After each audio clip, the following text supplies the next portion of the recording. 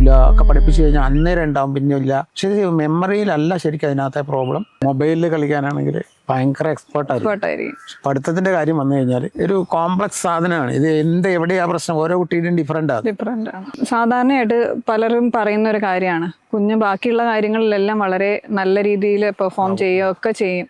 പക്ഷെ പഠനത്തിന്റെ കാര്യം വരുമ്പോൾ അവർ ഭയങ്കരമായി അത് പഠിക്കാനാണെങ്കിൽ ഇൻട്രസ്റ്റും ഇല്ല. അത് കൂടാതെ മാർക്ക് വരുമ്പോൾ അത് കുറവായിരിക്കും. അപ്പൊ അതെന്തുകൊണ്ടാണ് സാർ? അതുപോലെ തന്നെ അത് ഈ പഠിക്കാൻ പറഞ്ഞ വാശി.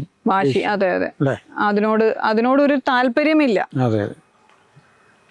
മറ്റു കാര്യങ്ങൾ അവർ സമർത്ഥരായിരിക്കും, വളരെ സമർത്ഥമായിരിക്കും. ബാക്കിയുള്ള കാര്യങ്ങൾ ചെയ്യാനാണെങ്കിലും കളിയുടെ കാര്യങ്ങളാണെങ്കിലും ഇന്നോവേറ്റീവ് ആയിട്ട് വേറെ എന്തെങ്കിലും ചെയ്യാനാണെങ്കിലും ഒക്കെ അവർ മൊബൈലിൽ കളിക്കാനാണെങ്കിൽ ഭയങ്കര എക്സ്പേർട്ടായിരിക്കും. പഠിത്തത്തിന്റെ കാര്യം വന്നു കഴിഞ്ഞാൽ ശരിക്കിത് ഈ നമ്മുടെ ഒരു സങ്കല്പം IQ, ഇൻ്റലിജൻസ് കോഷ്യൻ്റ് എന്നാണ്. IQ നല്ലോണം ഉള്ള കുട്ടികളാണെങ്കിൽ അവർക്ക് നല്ലോണം പഠിക്കാൻ പറ്റും എന്നുള്ള ഒരു സങ്കല്പമുണ്ട്. പക്ഷെ അതങ്ങനെ അല്ല. ശരിക്കും IQ, ഇൻ്റലിജൻസും ഈ പഠനത്തിന്റെ കഴിവും രണ്ട് സാധനമാണ്. അതിലൊരു ബന്ധമില്ലെന്നാണ് ശരിക്കും. പക്ഷെ ഈ പഠന പ്രശ്നങ്ങൾ, അതായത് ലേണിംഗ് ഡിസോർഡേഴ്സ് എന്ന് പറയുന്നതിനകത്ത് അത് എഴുതാനുള്ള പ്രശ്നമാവാം, വായിക്കാനുള്ള പ്രശ്നമാവാം. അതായത് ഡിസ്ലെക്സിയ, ഡിസ്ഗ്രാഫിയ, ഡിസ്കാൽക്കുലിയ, ഈ കണക്കിലുള്ള ബുദ്ധിമുട്ടാവാം, അറ്റൻഷനിലുള്ള പ്രശ്നമാവാം, ഒരു കാര്യത്തിൽ ശ്രദ്ധ കൊടുക്കുന്നതിന് പ്രശ്നം. ഇതിപ്പോൾ നമ്മൾ ഹൈപ്പർ ആക്റ്റീവായ കുട്ടികൾക്ക് വേണ്ട കാര്യത്തിൽ നമുക്ക് പെട്ടെന്ന് മനസ്സിലാവും. ഈ ഓടി നടക്കുന്നത് അതൊരു മോട്ടോർ ഹൈപ്പർ ആക്റ്റീവ്. ഈ ഹൈപ്പർ ആക്ടിവിറ്റി ഇല്ലാതെ തന്നെ അറ്റൻഷനിൽ പ്രോബ്ലം ഉണ്ടാവും. അപ്പോൾ ഇന്ന് മാത്രമല്ല, അറ്റൻഷൻ പ്രോബ്ലം എന്ന് പറഞ്ഞാൽ ഒരു വളരെ സബ്റ്റിലായ ലെവലിൽ, വളരെ സൂക്ഷ്മമായ തലത്തിലുള്ള അറ്റൻഷൻ. ഇപ്പോൾ ഒരു വാചകം നമ്മൾ വായിക്കുമ്പോൾ ഓരോ വേർഡ് ആഡ് ചെയ്ത് വരുന്നതനുസരിച്ച് അതിൻ്റെ അർത്ഥം മാറൂലേ? ഒരു സീക്വൻസ് ഉണ്ട്. ആ സീക്വൻസിൽ അത് ഓരോ വാക്കിൻ്റെ അർത്ഥം ചേർക്കാൻ പറ്റുമ്പോഴേ ഒരാൾക്ക് ആ സെൻറ്റൻസിൻ്റെ അർത്ഥം മനസ്സിലാവും. അപ്പോൾ ഇവിടുത്തെ അറ്റൻഷൻ എന്ന് പറഞ്ഞാൽ ഒരു സീക്വൻഷ്യലാണ്, ഒരു പ്രോഗ്രസീവ് സീക്വൻസാണ്. ഗ്രോസ് ആയിട്ടുള്ള ജനറൽ അറ്റൻഷൻ ഉണ്ടായാലും ഓരോ വാക്കും ഇൻഡിവിജ്വലായിട്ട് വായിക്കാൻ പറ്റിയാലും ഈ സെന്റൻസ് വായിക്കുന്ന കുട്ടിക്ക് അത് മനസ്സിലായിക്കോളും. കാരണം ഈ അറ്റൻഷൻ ഇവിടെ ഈ ഇല്ല, പ്രോഗ്രഷൻ ഉണ്ട്, ഒരു സീക്വൻസ് ഉണ്ട്. അവർ വായിക്കുന്നത് ഓരോന്നും അപ്പൊ ചിലർക്കത് അക്ഷരങ്ങളുടെ ലെവലിലായിരിക്കും, ഓരോ അക്ഷരം തിരിച്ച് വായിക്കേണ്ടി വരും. ചിലർക്കത് വേർഡായിട്ട് വായിക്കാൻ പറ്റും, പക്ഷെ സെന്റൻസ് ആയിട്ട് വായിച്ച് മനസ്സിലാക്കാൻ പറ്റില്ല. അങ്ങനെയുള്ള കുട്ടികൾക്ക് അത് റീപ്രൊഡ്യൂസ് ചെയ്യാനും പറ്റില്ല. അപ്പോൾ ഈ കോംപ്രിഹെൻഡ് ചെയ്യാൻ പറ്റാതെ വരുമ്പോൾ ഇത് മെമ്മറിയിൽ ഇരിക്കില്ല, നമുക്ക് ഓർമ്മ വയ്ക്കാൻ പറ്റില്ല. അപ്പൊ പലപ്പോഴും പേരൻസ് വന്ന് പറയാ ഇവർക്ക് ഈ ഓർമ്മ നിൽക്കൂല, ഒക്കെ പഠിപ്പിച്ചു കഴിഞ്ഞാൽ അന്നേരം ഉണ്ടാവും, പിന്നെ ഇല്ല എന്നൊക്കെ പറയുക. പക്ഷേ മെമ്മറിയിലല്ല ശരിക്കും അതിനകത്തെ പ്രോബ്ലം. ശരിക്കും ഈ കോംപ്രിഹെൻഡ്, മനസ്സിലാക്കൽ എന്ന പ്രക്രിയയിലാണ് പ്രശ്നമുള്ളത്. അപ്പോൾ അത് എവിടെ? ഈ അറ്റൻഷനിലാണോ അതിൻ്റെ പ്രോബ്ലം ഉള്ളത്, അതോ വായനയിലെ തന്നെ പ്രോബ്ലം ഉണ്ട്? അതിനകത്തുണ്ടാകുന്ന പ്രശ്നം റീഡിങ് കോംപ്രിഹെൻഷൻ മാത്രമല്ല, ഫ്ലുവൻ്റ് ആയിട്ട് റീഡ് ചെയ്യാൻ പറ്റാതെ വരിക, വേറെ ഒരു സാധനം. ശരിക്കും ഇതൊരു കോംപ്ലക്സ് സാധനമാണ്.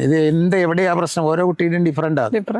അത് ഐഡൻറ്റിഫൈ ചെയ്ത് കഴിഞ്ഞിട്ട് അതിന് കൃത്യമായ ശരിക്കും കൊടുക്കാൻ പറ്റും. നമുക്ക് കൃത്യമായ പരിഹാര നിർദ്ദേശങ്ങൾ കൊടുക്കി നടപ്പാക്കി കഴിഞ്ഞാൽ ഈ കുട്ടികളെ നമുക്ക് ഒരു മെയിൻ സ്ട്രീമിങ്ങിൽ കൊണ്ടുവരാൻ പറ്റും.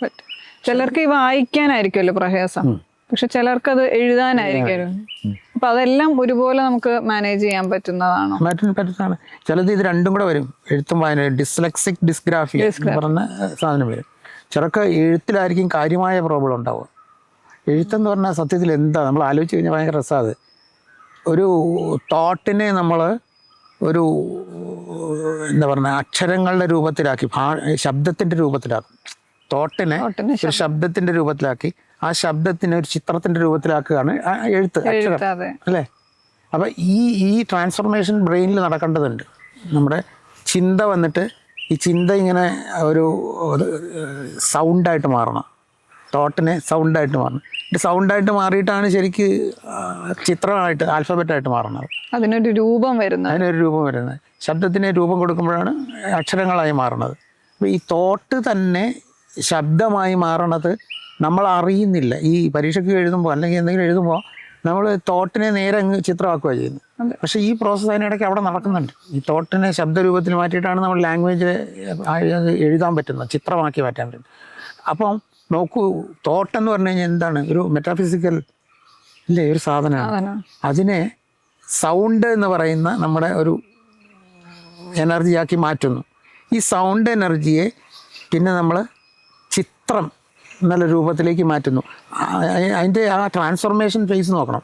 നമുക്കിത് ഒരു പുസ്തകം കിട്ടുമ്പോൾ എടുത്തെടുത്ത് ഈസി ആയിട്ട് അങ്ങ് വായിക്കാം. രാവിലെ പത്രം കിട്ടുമ്പോൾ എടുത്തിട്ട് എന്നൊക്കെ പറഞ്ഞ് വായിക്കും, ഈസി ആയിട്ട് വായിക്കും. പക്ഷേ ഇത്രയും പ്രോസസ്സ് നമുക്ക് ഒരു കുഴപ്പമില്ലാതെ ബ്രെയിനിൽ നടക്കുന്നതുകൊണ്ടാണ് നമുക്ക് ചെയ്യാൻ പറ്റുന്നത്. പക്ഷേ ഈ പ്രോബ്ലമുള്ള ഈ ട്രാൻസ്ഫോർമേഷന്, ഈ തോട്ടിനെ ഈ ശബ്ദമാക്കി മാറ്റാനോ അല്ലെങ്കിൽ പത്രം വായിക്കുമ്പം ചിത്രത്തിനെ ശബ്ദമാക്കി മാറ്റുക ചെയ്യുന്നത്, എന്നിട്ട് അതിനെ തോട്ടാക്കും, അങ്ങനെയാണ് ചെയ്യുന്നത്. റിവേഴ്സ് പ്രോസസ്സാണ്. ഈ പ്രോസസ്സ് ചെയ്യുന്നതിന് ഒരു ബ്രെയിൻ ഏരിയ, പല ബ്രെയിൻ ഏരിയകൾ വർക്ക് ചെയ്തിട്ടാണ് അത് ചെയ്യും. എവിടെയെങ്കിലും സബ്റ്റിലായിട്ടുള്ള ചെറിയൊരു പ്രശ്നം ഉണ്ടെങ്കിൽ ഇത് പ്രോസസ് നിങ്ങൾ ഇൻ്റലിജൻ്റ് ആയിരിക്കും, ഭയങ്കര ഇൻ്റലിജൻ്റ് ആയിരിക്കും. ഇപ്പം ഐൻസ്റ്റീനൊക്കെ ഭയങ്കര ഇൻ്റലിജൻ്റ് ആയിരുന്നു. ഐൻസ്റ്റീൻ ഒരു ചെറുപ്പത്തിൽ ഭയങ്കര പ്രശ്നമായിരുന്നു, എഴുത്ത് വായനയൊക്കെ ഭയങ്കര പ്രോബ്ലമായിരുന്നു.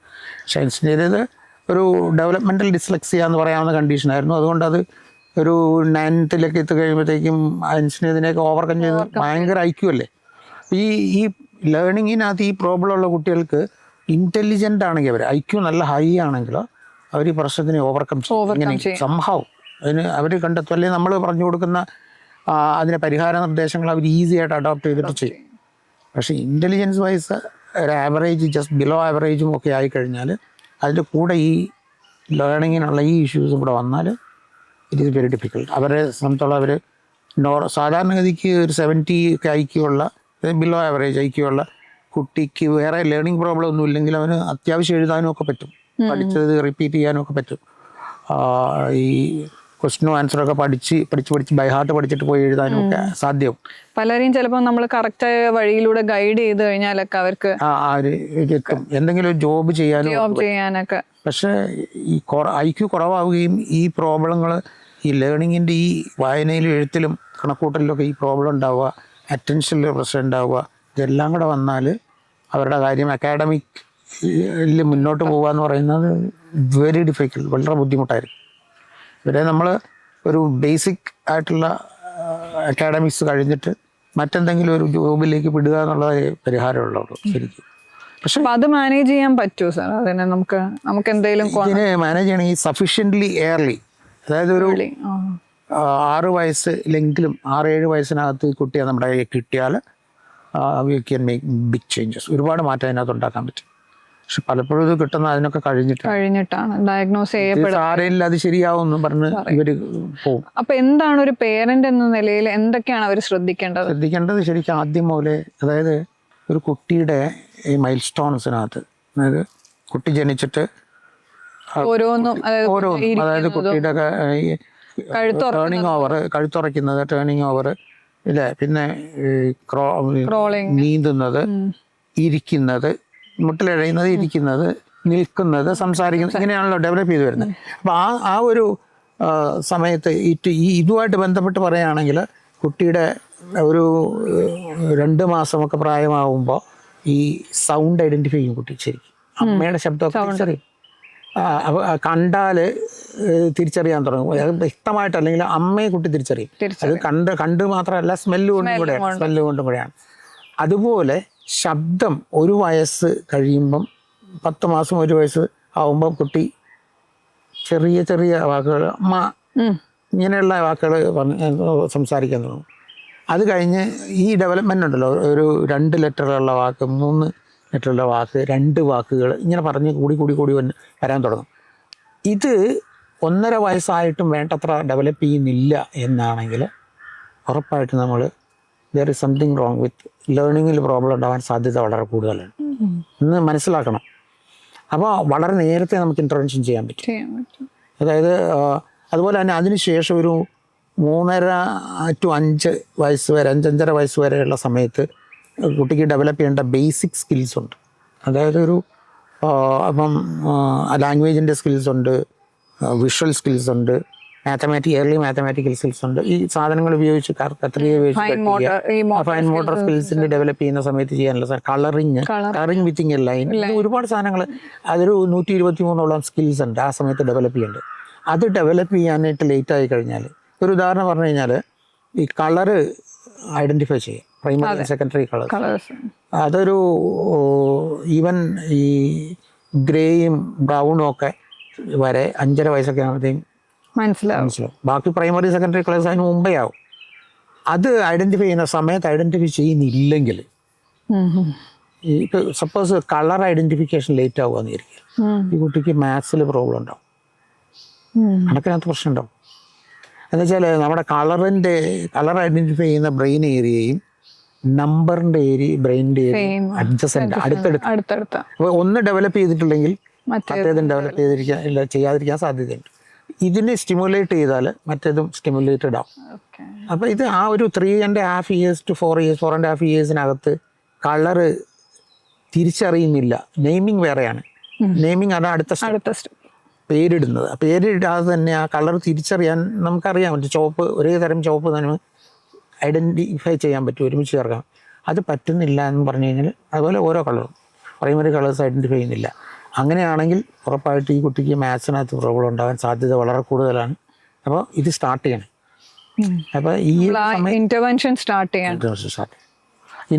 ഏർലി ഇൻ്റർവെൻഷൻ സ്റ്റാർട്ട് ചെയ്താൽ ഇതിൽ പലതും നമുക്ക് വലിയ പ്രോബ്ലത്തേക്ക് പോകാതെ രക്ഷിച്ചെടുക്കാൻ പറ്റും.